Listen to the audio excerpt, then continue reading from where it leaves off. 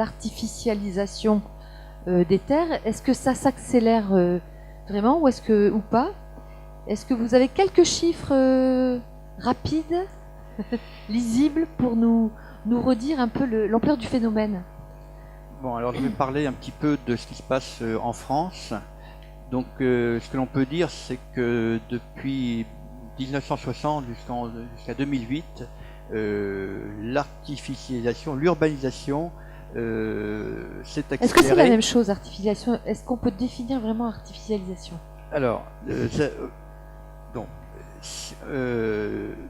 alors, derrière le terme urbanisation, on peut mettre beaucoup de choses, mais ce que l'on met généralement, si on se réfère aux chiffres du ministère de l'Agriculture, derrière urbanisation et artificialisation, puisque c'est le même terme pour le ministère, on compte l'ensemble des surfaces qui sont imperméabilisées, donc construites, bétonnées et bitumées, donc tout ce qui concerne le logement, les zones commerciales, artisanales, industrielles, les centres administratifs, éducatifs et autres.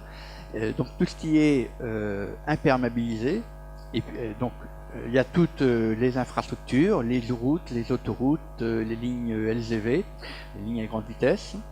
Et puis il y a également tout ce que l'on a comme pelouse, c'est-à-dire que alors les golfs ils sont là-dedans effectivement, mais les pelouses des stades, développées par les collectivités, mais également les pelouses individuelles, des maisons, des résidences secondaires, des résidences principales. Ces pelouses sont comptées dedans. Alors tout cela, ça faisait aux alentours de 40 000 hectares par an dans les années 60, 54 000 hectares par an entre tous les ans en plus, oui, entre 1980 et 1992, et puis aux alentours de 60 000 hectares de 92 à 2003. Et aux alentours de 2004-2008, pour faire simple, on était pratiquement à 78 000 hectares par an. Donc 78 000 hectares, multiplié par 4, ça fait 312 000 hectares. Et 312 000 hectares, c'est la superficie agricole moyenne d'un département. Ça veut dire que tous les 4 ans, alors ce qu'il faut bien voir, c'est que cette urbanisation se fait principalement sur les terres agricoles. Ce sont les terres agricoles qui constituent le réservoir d'extension de l'urbanisation, puisque d'un côté, les forêts s'accroissent. Donc ça veut dire que jusqu'en 2008, on rayait de la carte l'équivalent de la surface agricole d'un département tous les 4 ans. Alors, ça a dû ralentir, on n'a pas de chiffres très précis depuis 2008, mais ça a ralenti à cause, ou grâce, ça dépend comment on voit les choses, de la crise économique et financière. Et donc on est probablement revenu à des rythmes de 60 000 hectares par an, mais d'après des études sur le cadastre et autres, dont on n'est pas, enfin c'est pas assez fiable. Mais ça ralentit à cause de la crise économique.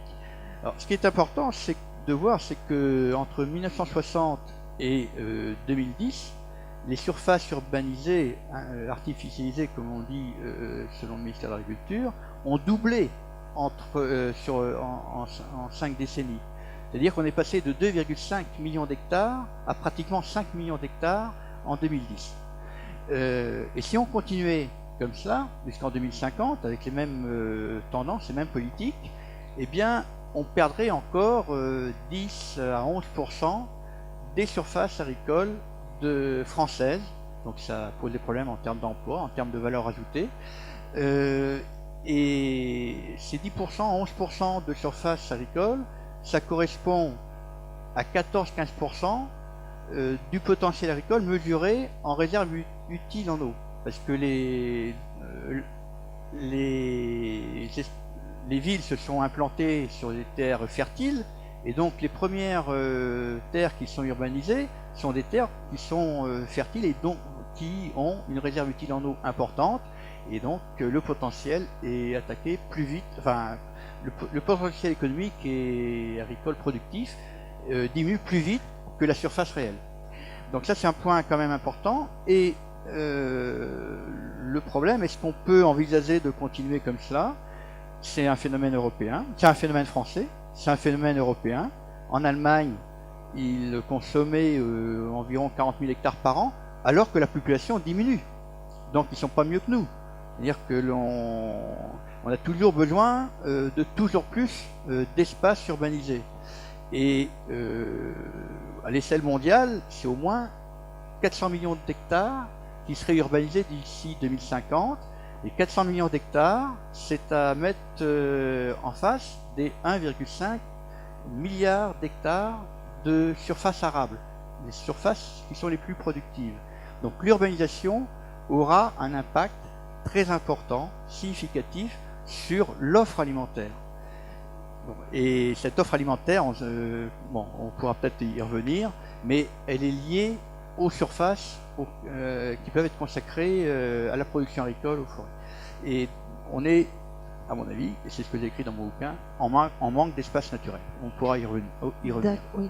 Donc le deuxième grand enjeu, François, c'est sur le besoin de nature ou les usages de la nature. Parce qu'on voit bien qu'on a de plus en plus besoin on veut des paysages, on veut des loisirs dans la nature, entre guillemets, on veut des services écosystémiques, etc. Est-ce que pour vous, ça vient en concurrence de l'agriculture, en complément? Non, c'est pas bitumé, là, ça respire. Enfin, non, évidemment que c'est aujourd'hui en pleine concurrence, qui fait qu'il y a vraiment des fois des endroits ou des sujets qui sont très conflictuels sur ces usages-là, et c'est des sujets nouveaux aussi pour les agriculteurs à traiter. Mais je crois que en introduction, je dirais quand même que là encore, comme pour l'artificialisation des sols, je crois que c'est, comme je vous disais tout à l'heure, qu'on est un peu à un carrefour et qu'il faut peut-être qu'on redéfinisse qu'est-ce qu'on veut faire de l'agriculture et qu'est-ce qu'on veut faire de la terre. Quand on aura répondu à cette question-là, bah oui, on se dira peut-être qu'il faut stopper l'hémorragie du foncier. Oui, il faut. Oui, ils font chier, c'est vrai. Mais je crois que voilà, quoi, 26. Moi, le chiffre que j'avais, c'est 26 mètres carrés par seconde qui disparaissent. Et d'ailleurs, les Allemands, pour une fois, font pas mieux que nous. Moi, j'ai les Suisses jusqu'à côté. Oui, ils font mieux. Ils ont pas que des défauts. C'est-à-dire que quand on a peu de surface, enfin, on commence à se dire qu'est-ce qu'on peut faire. Et là encore, voilà, nous, on a une batterie, si vous voulez venir sur les sites internet, de propositions pour que demain on puisse arrêter de gaspiller du foncier. Alors pour les agriculteurs, c'est en plus la double peine. Alors j'en reviens à ta question. C'est-à-dire que quand non mais c'est lié. C'est-à-dire que quand Eiffage construit une route, il doit avoir ce qu'on appelle la compensation écologique notamment. C'est-à-dire qu'il doit, quand il prend tant d'hectares à la nature, mais il les prend aux agriculteurs en général pour faire une route. Eh bien, il doit rendre 2 fois la surface en reboisement. Alors c'est très bien, sauf que du coup pour l'agriculture c'est la double peine. C'est-à-dire que donc on est aujourd'hui dans cet étau-là. Alors les autres usages, c'est vrai que c'est aujourd'hui un vrai sujet. C'est-à-dire que alors c'est plutôt positif parce que ça veut dire que finalement cet espace qui a été délaissé pendant des décennies où finalement tout était concentré dans la ville fait que beaucoup d'autres reviennent à la nature et quelque part on peut s'en satisfaire, c'est-à-dire que des gens qui s'étaient complètement ignorés se redécouvrent, sauf que c'est pas facile, c'est-à-dire que y a plein de sujets, je vais prendre que les plus importants les plus médiatiques on va dire. Chez moi il y a le sujet du loup par exemple, c'est-à-dire qu'aujourd'hui est-ce que finalement voilà, il y a la faune sauvage, la gestion de cette faune sauvage, c'est très compliqué, c'est-à-dire que globalement, on a décidé dans des textes de loi européens à l'époque, quand ça posait pas de problème, même mondiaux, que certaines espèces avaient tous les droits, il fallait les surprotéger. Mais on n'a jamais demandé aux gens qui vivent au quotidien dans ce territoire-là et qui travaillent pour entretenir ce territoire qui par ailleurs est apprécié pour toutes les autres qualités, parce qu'il y a les agriculteurs qui l'entretiennent, comment ils voulaient vivre avec, quoi. Et voilà. De la même manière, alors je parle de chez moi par exemple, ça arrive très souvent que des gens arrivent avec leur moto dans les champs, tranquilles. On se fait plaisir, oui, ça, vous vous amusez bien. Et ils ont juste oublié que l'herbe, on la fumait pas, on la cultivait, quoi. Donc à un moment donné, s'ils roulaient dessus, ça se passait mal, quoi. Peut-être aussi vous, quand vous avez des plans un peu routes l'été, vous posez vos tentes. La moindre des choses, c'est de venir demander si là où je la pose, ça gêne pas le travail, etc. Mais ça, au quotidien, c'est vrai que c'est positif parce que tu te dis, le milieu qu'on entretient, beaucoup de gens aujourd'hui l'apprécient, viennent. Voilà. Alors, il y a des endroits où ça passe très mal, c'est-à-dire que ça finit un peu avec les fusils. Alors, pas pour ceux qui plantent l'étang, je vous rassure, mais plutôt pour d'autres sujets. Mais cela dit, la vraie question, c'est comment on réinstalle un dialogue, comment derrière on arrive avec ces autres attentes à construire. Alors on a des sujets qui sont très difficiles, voilà, par exemple, là encore, les penseurs de Bruxelles ou de l'intérieur de la ceinture parisienne, du périphérique parisien ont décidé qu'on allait donner partout Natura 2000. Très bien. On est les premiers volontaires. Ils sont tous arrivés avec leurs cartes, on fait où? Alors du coup, on a mis des comités de pilotage et on a mis autour de la table plein de gens. C'est très bien pour la concertation, c'est-à-dire qu'il y a l'association effectivement de protection de la faune et de la flore, de la pâquerette machin, ils sont deux mais ils protègent la pâquerette machin. Il y a l'association des VTT qui est là parce qu'ils ont envie de faire des sentiers VTT. Et quand tu as mis tout ça, il y a le représentant de la chambre d'agriculture, puis il y a le pauvre représentant des jeunes agriculteurs qui est là. Avec un peu de chance, il y en a quand même un ou d'autres, même si sur d'autres sujets on n'est pas d'accord, au moins là on se serre un peu les coudes. Et dans la gouvernance, vous êtes 3 parmi 40 qui, sur l'essentiel de ce territoire, qui fait quand même de l'emploi et de la valeur ajoutée, à d'autres qui vous disent bah non, vous n'allez plus faire de pâturage dans ce sens-là parce que finalement il y a telle plante qui va pas pousser, ou alors c'est des vrais sujets, sauf qu'à voilà, à un moment donné, c'est très compliqué. Moi, je pense que la vraie question, c'est quelle est la gouvernance finalement demain de ces sujets territoriaux sur lesquels on croise des enjeux. Il y a des sujets sur lesquels on y arrive. Moi, par exemple, alors pas sur mon exploitation mais juste à côté, on est sur les pistes de ski, c'est-à-dire que nous on l'entretient l'été, ils sont bien contents parce que du coup ils n'ont pas besoin de broyer parce qu'il n'y a pas d'arbustes qui poussent, et d'un autre côté eux ils l'exploitent l'hiver, normalement tout devrait aller bien. On s'est battu, la chambre d'agriculture, pendant des années parce qu'on s'est rendu compte qu'ils foutaient des additifs dans les canons à neige qui faisaient que derrière la neige, l'air poussait plus, puis on avait des vrais problèmes avec l'INAO pour notre reblochon quoi. Et les enjeux économiques étaient pas tout à fait les mêmes, mais en fait quand on a dit aux décideurs et aussi aux préfets, finalement nous on a 400 équivalents temps plein à l'année, c'est-à-dire finalement plus de la moitié que ce que fait la station en moitié moins de temps, et finalement voilà, dans l'économie on pèse aussi, c'est-à-dire qu'il a fallu mettre des chiffres sur la table etc pour arriver à se défendre. Mais c'est vrai que je crois que la vraie question c'est quelle sera demain la gouvernance, et c'est vrai que c'est un sujet qui attire, on voit bien l'amour est dans le pré et tout le bazar. Mais seulement à un moment donné, cette campagne-là, on veut en faire quoi? C'est-à-dire que demain, je vois dans mon territoire, si les agriculteurs reculent, oui, il n'y aura plus l'association des VTT parce qu'il y aura beaucoup d'arbustes. Enfin, je veux dire, l'alpage qu'on entretient, ce sera boisé. Non, il n'y aura plus cette faune et cette flore parce que le milieu justement va s'appauvrir parce qu'il y aura moins d'entretien à une biodiversité qu'on a cultivée finalement. Et ça, je crois qu'aujourd'hui, on est un peu démunis parce que finalement, on ne raisonne ces sujets que de façon complètement hermétique et de façon complètement dogmatique quoi. Et là je vous avoue que c'est un sujet très difficile qu'on essaye tant bien que mal par des petites initiatives ici ou là de régler, mais là on a besoin demain, alors vous serez sans doute les élites pensantes des DRAF ou des DREAL ou de ces choses là demain, je crois qu'on a vraiment besoin d'application terrain et de se retrouver sur des sujets basiques finalement, cette nature pour faire quoi et qu'est-ce qu'on respecte, qu'est-ce qu'on partage quoi. Voilà. Merci, c'était un vrai enjeu donc. On a repéré un autre enjeu qui est un tout petit sujet aussi, qui appelle des petites réponses courtes. On a parlé de la pression urbanistique et il y a une conséquence majeure, c'est la question de la rente foncière. Alors on entend souvent parler, il y a effectivement une différence on a vu que donc les terrains agricoles n'étaient pas constructibles, du coup quand il y a changement de statut, et que le terrain devient constructible, on voit bien que effectivement l'agriculteur peut en venir à payer l'ISF. On aimerait bien avoir quelques chiffres, c'est-à-dire quel est l'écart de prix entre un prix agricole inconstructible et puis tout d'un coup, admettons qu'il y ait un changement d'usage de cette terre, qu'est-ce que c'est multiplié par combien, quelle est l'ampleur du phénomène aujourd'hui? Et je crois que là, vous êtes très très fiers. Vous avez une petite diapo, un petit slide sur un comparatif des prix en Europe que vous voulez absolument nous montrer. En l'occurrence, c'est Monsieur l'évêque. Ah bon. Mais ça doit être le slide d'après, je crois. Ouais. Voilà. Est-ce que c'est celui-là, Monsieur l'évêque? Non, c'est celui-ci. Voilà, qu'on mesure quand même cette rente foncière, c'est quoi exactement? C'est quelle différence de prix? Vous ne trouverez pas la réponse sur ce graphique, hein? On est d'accord, et parce que c'est Monsieur l'évêque qui les a fait, c'est pas moi. Non, sérieusement, pour revenir en arrière quand même sur le point précédent, parce que je pense que ok, il y a de la concurrence entre guillemets sur ce foncier qui est rare. y a de la concurrence entre filières agricoles déjà. Faut pas l'oublier, faut que vous l'ayez en tête. C'est-à-dire qu'aujourd'hui, quand il y a un éleveur qui vend une exploitation ovine ou bovin allaitant, bien souvent vous avez un ou plusieurs opérateurs de grande culture qui lorgnent sérieusement sur cette exploitation. Donc là aussi, il y a aussi de l'autorégulation au sein de la filière à avoir. Les SAFER font de ce point de vue-là un gros travail.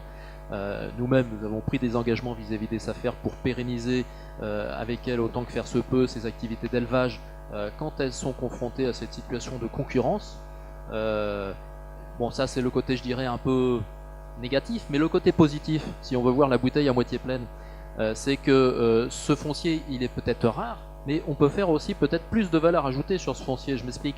Si je fais de la grande culture, il n'est pas interdit, quand j'ai un peu de temps libre, que je fasse aussi un peu d'élevage sur ce foncier. C'est possible, ça existe, simplement c'est peu développé.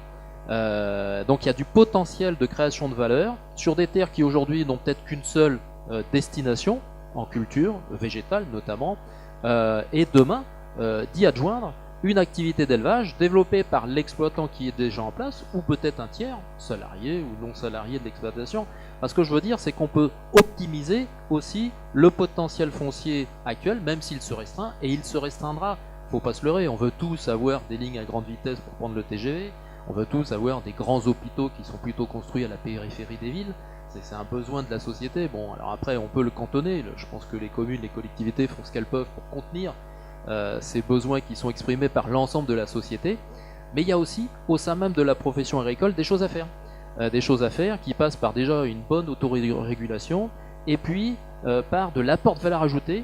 On peut, il n'est pas interdit, de faire de l'élevage sur une terre qui est notamment destinée à la grande culture. Ce ne sont que des exemples, hein, mais tout ça pour dire que il ne faut pas voir que les aspects négatifs, que tout n'est pas désespéré. Au contraire, il est permis, il est même, je dirais pas interdit, il est permis d'optimiser et de faire plusieurs choses et de développer des emplois, parce que derrière tout ça, ce sont des emplois bien entendu et des revenus. Alors pour revenir peut-être un petit peu sur ce graphique et le commenter très rapidement, je vais essayer de faire synthétique, mais moi je l'aime bien ce graphique, oui, parce que ça, on le sert. Le premier, celui-ci là, il est joli, ouais. Il est joli parce qu'il souligne avec la courbe rose qui passe à l'écran, oui, voilà, en pointillé, qu'en France, on a connu une évolution du prix du foncier raisonnable. Il n'y a pas eu de phénomène spéculatif. La spéculation, c'est quand ça monte beaucoup et que ça descend aussi pas mal. C'est le cas plutôt des pays du nord de l'Europe. Et ça, je dirais que structurellement, de mon point de vue, c'est un des atouts de l'agriculture française. C'est le reflet du rôle structurant des SAFER, entre autres, hein, c'est pas que, mais notamment. Et c'est un atout fondamental. Donc on n'évitera pas les phénomènes de rente, on n'évitera pas l'effet d'aubaine de l'exploitant agricole qui est à la périphérie de Toulouse et qui peut vendre pour faire un lotissement plus ou moins par la commune ou un promoteur immobilier. Évidemment, ce sera le jackpot pour lui. Par 10 ou par 100, c'est tout simplement incomparable. Vous avez un prix de l'hectare en France qui est en moyenne à 5 000 €. C'est la moyenne française. Et je pense qu'ici, en Midi-Pyrénées, on est dans la moyenne française, dans ces eaux-là. Alors évidemment, si on est à la périphérie immédiate de Toulouse, on peut penser que déjà le prix du foncier, même s'il est à destination qu'agricole, il a déjà un peu augmenté.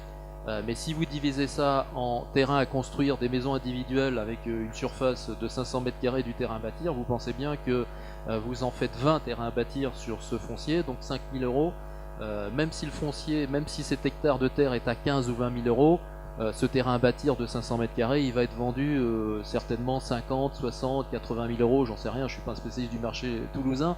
Enfin, grosso modo, ça va rapidement être sur des sommes de ce niveau-là. Donc, l'effet de levier, il est considérable.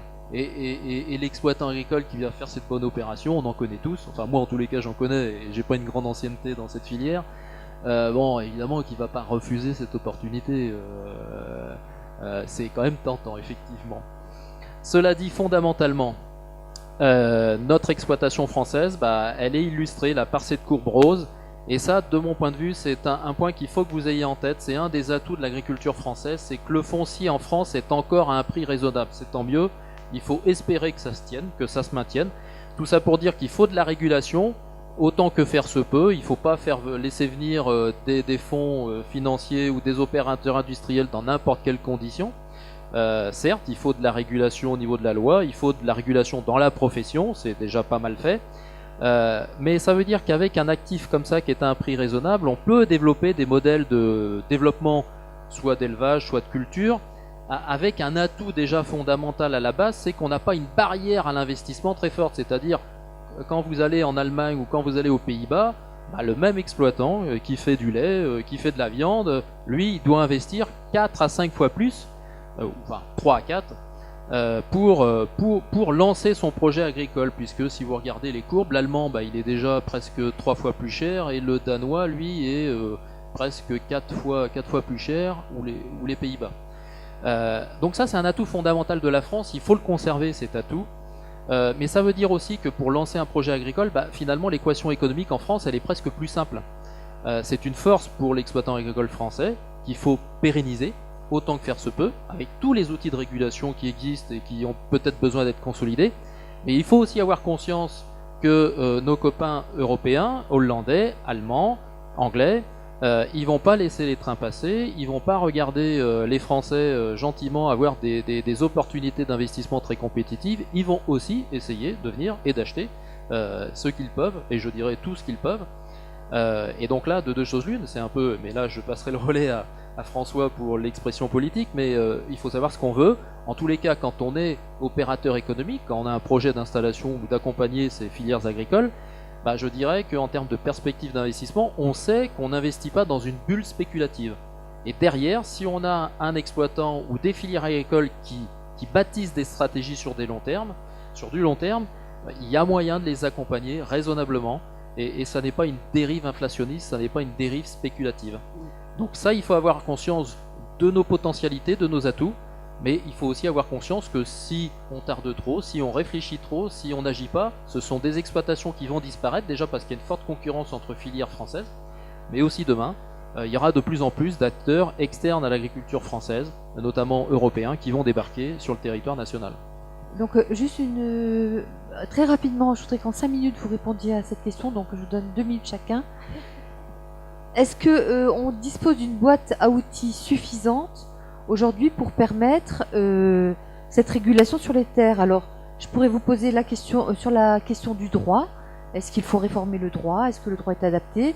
Du point de vue de la fiscalité, qu'est-ce qu'on peut faire? Et François, par exemple, est-ce que vous avez est-ce que vous pensez que le GFA, le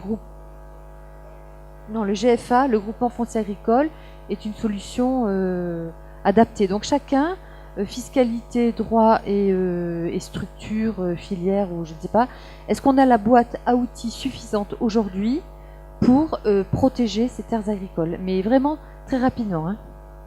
Je serais impitoyable. Politiquement, je crois qu'effectivement, il faut impérativement qu'on aille chercher une boîte à outils beaucoup plus forte. Hein. On a l'occasion, je dirais, je l'ai dit tout à l'heure, on a la loi d'avenir agricole du ministre de l'Agriculture là, qui sera au mieux débattue dans les assemblées avant les municipales, mais sans doute remisée après les européennes. Il faut qu'on renforce finalement ce qu'a fait la force de notre agriculture. Et là encore, je me permets de dire, il faut quand même d'abord qu'on se soit posé la question pourquoi faire, quoi. Je pense que quel sens, enfin voilà, si effectivement on estime qu'on doit brader le nombre d'agriculteurs, ou que demain on veut une agriculture qui va ressembler d'une part à celle des Pays-Bas ou à d'autres, et allons-y. Mais non, on a l'occasion, alors justement dans le schéma des structures, mais ça prendra peut-être... vous savez ce que c'est? Parce qu'on a beaucoup parlé du schéma des structures, mais je sais pas si vous entendez ce que c'est, quoi. Dans le schéma des structures, c'est que depuis donc quelle année ça, 60, hein, on a défini... Non, mais... c'est-à-dire que pour pouvoir aller du terrain, il te faut l'accord du propriétaire, ça paraît aller de soi, mais il faut surtout aussi l'accord d'une commission départementale, hein, la fameuse CDOA, dont on va peut-être parler, qui est en fait une commission paritaire entre l'État et la profession, qui définit qui est prioritaire pour accéder aux biens. Il te faut et on a notamment mis des rangs de priorité, hein, qui ont favorisé notamment l'installation des jeunes dans la mesure où ils s'étaient préparés, qu'ils avaient l'accompagnement, par rapport à l'agrandissement notamment. C'est-à-dire qu'effectivement c'était pas la loi du plus fort et du plus gros qui allait faire des backshifts, ça a limité les backshifts pour la reprise de foncier notamment, ce qui explique peut-être effectivement aussi, donc dans la loi justement, les sociétés y échappaient là depuis la dernière loi Le Maire. On a une promesse politique de Le Foll, on verra si dans les assemblées ça passe, pour pouvoir revenir sur la modification de consistance de ces sociétés. C'est-à-dire que souvent les jeunes, quand ils voulaient installer un GAEC, un parent part à la retraite, ou alors finalement il y a du terrain qui se libère, on installe une vieille tante là qui travaille jamais sur l'exploitation, badaboum, un de plus. Voilà, aujourd'hui on pourra revenir dessus. Donc voilà, ça on va le renforcer. Je pense que là encore, et là ça sera pas dans le cadre de cette loi, je crois pas. Je pense qu'il faut si on fait ce choix politique, il faut qu'on renforce à nouveau et qu'on modernise ce statut du fermage. Il faut qu'on permette aux propriétaires d'en avoir envie, sans doute. Alors c'est là qu'il faut qu'on soit peut-être un peu, qu'on se risque un peu à leur donner peut-être une certaine forme de liberté, j'ai envie de dire, mais c'est pas moi qui décide, mais pour qu'ils aient envie de louer avec un statut. Les jeunes aujourd'hui n'arrivent plus à trouver de propriétaires qui leur font un bail parce que demain le propriétaire dit je pourrais plus le reprendre, quoi. Cela dit, voilà, il faut peut-être que par la fiscalité, on ait une incitation à ce qu'on loue durablement du foncier à un jeune. Alors, c'est dur de parler de fiscalité aujourd'hui dans ce pays, mais peut-être qu'il faudra qu'on arrive à, je sais pas moi, à alléger lorsqu'on fait ce choix-là, et par contre à faire un impôt plus important lorsque la terre n'est pas louée. Voilà, donc je pense qu'on a nous des propositions sur justement une fiscalité par rapport au foncier qui soit différente. De la même manière qu'on avait obtenu, c'était une vieille proposition jeune agriculteur, ça dans des rapports d'orientation par le passé, une taxe sur le changement de destination. C'est-à-dire que le système québécois, par exemple, qui est assez éloquent de ce côté-là, il y a une telle pression fiscale lorsque une terre change dans sa destination, c'est-à-dire qu'elle passe de l'agriculture à l'urbanisation, il y a une telle taxe qui fait que les propriétaires n'ont pas forcément intérêt à vendre, à construire, en gros c'est ça. Donc on l'a obtenu cette taxe dans la dernière loi de modernisation de l'agriculture là, en 2010, si je dis pas de bêtises. Et en fait, bon, elle est aujourd'hui juste là, le taux de prélèvement est que dalle, mais enfin elle est déjà là. C'est-à-dire que nous on espère que demain on ait cet outil-là qui, alors elle a été fléchée sur les jeunes, cette taxe-là. On va essayer de garder cette affectation-là. Et dans les affectations possibles aussi, on pense que c'est peut-être par ce biais-là qu'on peut demain trouver des avantages peut-être fiscaux pour des gens qui décideraient de louer durablement. Donc voilà, des outils on en a. Et le GFA, oui, je pense que justement il faut qu'on soit un peu imaginatif. Alors on a testé avec la Béliance dans le cadre de la SCEA notamment. Le GFA c'est un groupement foncier agricole, c'est-à-dire que c'est plusieurs apporteurs de capitaux qui sont ensemble pour, c'est ce que pratique Terre de Liens je crois, qui sont ensemble pour posséder du foncier et le louer à un exploitant. On est plutôt adepte aujourd'hui par rapport à ce que je vous disais, si demain en fait les apporteurs de capitaux sont présents et majoritaires ou de plus en plus majoritaires dans l'entreprise agricole, forcément l'agriculteur exploitant est de moins en moins son propre chef, et on pense que c'est le système qui est le moins résilient pour le territoire. On a besoin demain peut-être de réfléchir mieux à savoir comment on va séparer la structure, j'ai envie de dire juridique, qui est celle de l'entreprise, le GAEC, c'est ça très bien par exemple, voilà, on partage ensemble et à la limite on ne garde que les actifs, en tout cas plutôt les immobilisations rapides, c'est-à-dire le cheptel, en tout cas les capitaux dont tu ne peux pas te passer pour ta gestion quotidienne, et peut-être remonter le haut de bilan dans d'autres sociétés comme le GFA justement, où là l'exploitation, le GAEC par exemple pourrait louer au GFA, et de la même manière qu'on peut l'imaginer sur les bâtiments, sur la SCI. Voilà, je crois qu'on est aujourd'hui en train de réfléchir comment trouver peut-être des approches différentes pour gérer l'entreprise avec les agriculteurs à qui on fait confiance et d'autres structures qui permettent de partager les capitaux. C'était pas 20 minutes, hein, c'était 2 Ok, minutes. mais juste j'ai expliqué ce que c'est le schéma des structures, on en parlait depuis 2 heures. Voilà.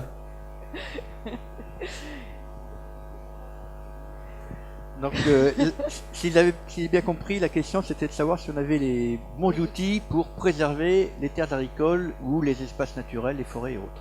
Et le droit d'accès donc aux terres. Oui, mais je crois qu'il faut bien distinguer la destruction des espaces naturels, des forêts, de zones naturelles ou des terres agricoles. Ça vient pas de l'agriculture ni de la forêt. Ça vient bien de la politique d'aménagement du territoire, de la politique d'extension des villes. Donc le problème, c'est pas parce que on va faire quelques petits zonages, quelques zones agricoles protégées par-ci par-là, quelques zones de périmètre périurbain des espaces agricoles naturels, peu importe, des zonages départementaux. C'est pas parce que dans une commune on va préserver 30% ou 50% de la SAU qu'on va résoudre le problème de la préservation des terres, qu'on va endiguer l'extension de l'urbanisation. Donc le problème, c'est pas parce qu'on par rapport à la nécessité, l'obligation de préserver un maximum d'espace naturel, le problème c'est comment on fait pour reconstruire la ville sur la ville. Comment on fait pour revaloriser les terrains qui sont déjà imperméabilisés. C'est là que l'on va trouver la solution. Bon, donc il faut ce que l'on peut proposer, et c'est ce qu'on avait proposé en son temps en 2010, c'est de faire un zonage, de dire que toutes les zones agricoles et naturelles sont des zones protégées et que l'extension urbaine doit vraiment se faire par exception et vraiment par rapport si on en a vraiment besoin. Et là, ce qu'il faut bien voir, c'est qu'on a pour le futur, on a plus besoin d'espace naturel que d'espace imperméabilisé. Plus on est sur la planète, plus on a besoin de surfaces forestières pour lutter contre le réchauffement climatique et éventuellement pour se nourrir. Plus nous sommes nombreux pour s'alimenter, plus il faudrait d'espace agricole, parce que les rendements ne vont pas augmenter. Les rendements ne vont pas augmenter à cause du réchauffement climatique à terme, et parce qu'on utilise des ressources naturelles non renouvelables, comme notamment le principal, le phosphate. Le phosphate, on a des hauts rendements parce qu'on utilise des phosphates miniers. Mais d'après Olivier de Schutter, la production de phosphate, l'extraction de phosphate sera maximale entre 2030 et 2040. Donc il faut bien voir qu'à terme, on va avoir des rendements agricoles qui vont diminuer. Donc on ne peut pas se permettre... Ça, on pourrait avoir un vrai débat sur les modèles agricoles, etc. Donc oui. Je crois qu'on ne va pas rentrer là-dedans. Oui, mais c'est bien simplement pour faire comprendre qu'on n'a pas les outils oui. pour préserver les terres agricoles et que les outils, il faut les inventer à l'intérieur de la ville. Voilà. D'accord. Merci.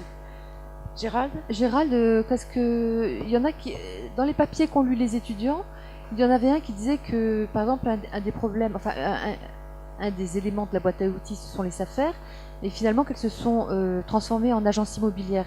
Donc de toute façon, il y a un problème. Vous êtes dur en me posant cette question.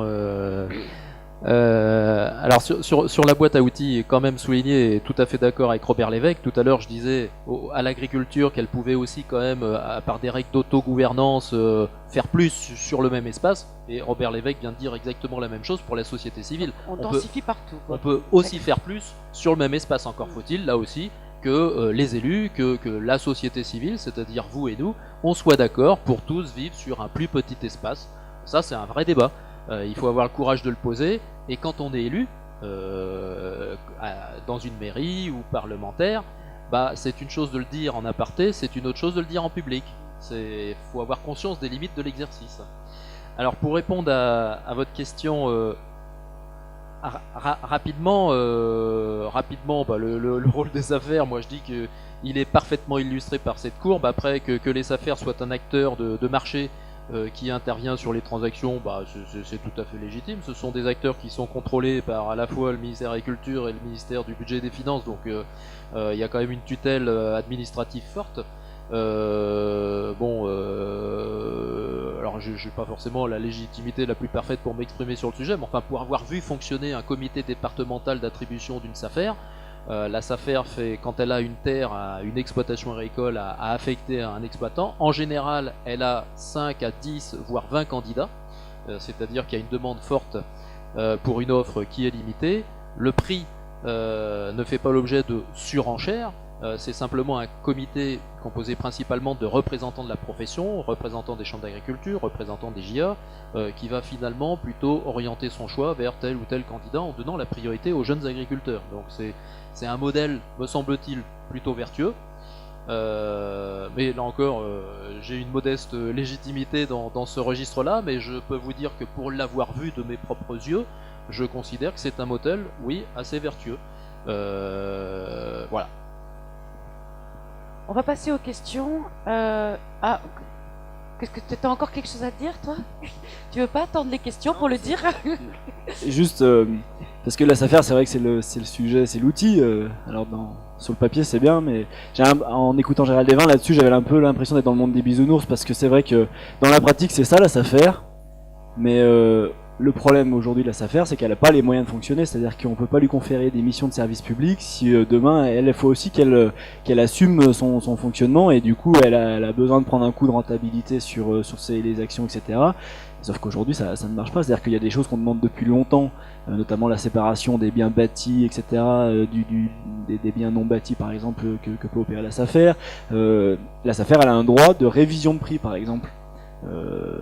Qu'elle a utilisé, j'imagine, beaucoup par le passé, qu'elle utilise très peu, parce qu'à un moment donné, moins elle vend cher, moins elle arrive à fonctionner, quoi. Donc, je caricature beaucoup en disant ça.